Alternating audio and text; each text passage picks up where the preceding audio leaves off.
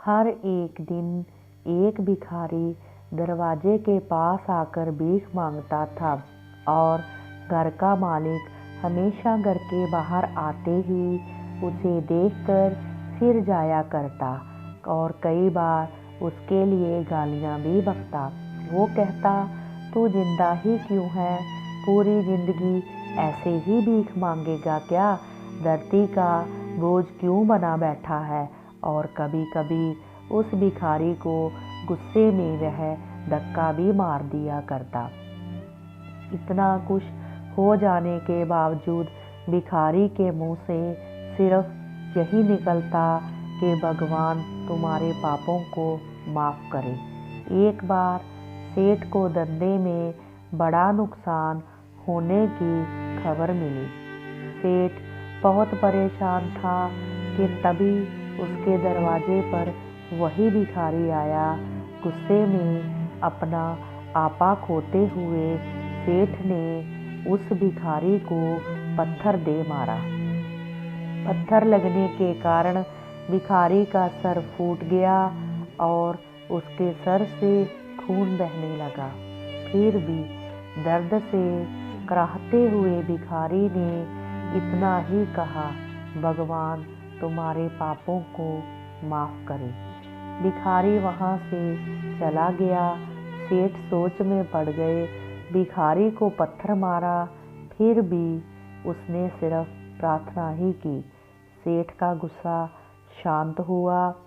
सेठ का मन शांत हुआ। भिखारी का रहस्य जानने के लिए सेठ ने भिखारी का पीछा करना शुरू कर दिया। भिखारी जहाँ जहाँ जाता, सेठ उसके पीछे जाता। सेठ ने देखा कि कोई उसको खाना देता, कोई उसको मारता, कोई अपमानित करता तो कोई गाली देता। लोग भिखारी के साथ चाहे जैसा व्यवहार करते, लेकिन भिखारी सबके लिए एक ही प्रार्थना करता, भगवान तुम्हारे पापों को माफ़ करे। अब रात होने को आई थी। भिखारी अपने घर जाने के लिए लौटा। वो अपने घर पहुंच गया, लेकिन सेठ अब भी उसका पीछा कर ही रहा था। एक पुरानी टूटी हुई खटिया पर एक बूढ़ी औरत लेटी हुई थी। काफ़ी कमज़ोर और बीमार लग रही थी। वह भिखारी की पत्नी थी। अपने पति को वापस आता देख वह खाट से उठ खड़ी हुई।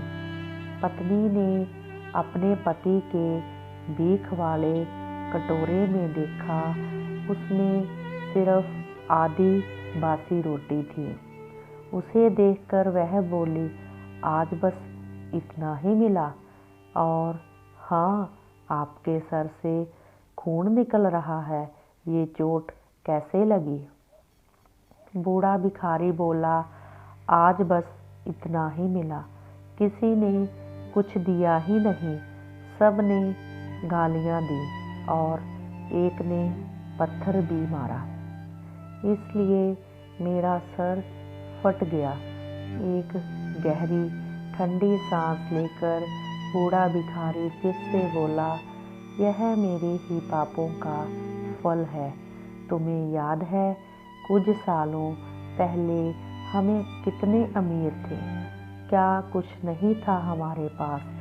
हमारे पास हर चीज़ ज़रूरत से ज़्यादा थी, लेकिन हमने कभी दान नहीं किया। और उससे भी बुरा हमने उस अंधे भिखारी के साथ किया जो हमारे द्वार पर भीख मांगने आया करता था। बूढ़ी पत्नी की आंखों में आंसू आ गए। वह बोली, हाँ, हम उस बेचारे अंधे के साथ बहुत बुरा करते थे। उसका अपमान करते थे। उसे खाने के लिए रोटी की जगह कागज दिया करते थे। उसका मजाक उड़ाया करते और कभी कभी मारा भी करते। मैंने कभी उसको रास्ता नहीं दिखाया।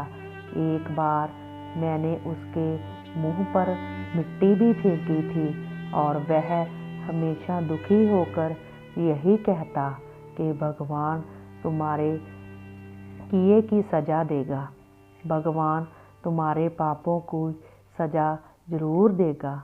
उसका शाप सच हुआ और हम इस दुख भरी जिंदगी में आ गए।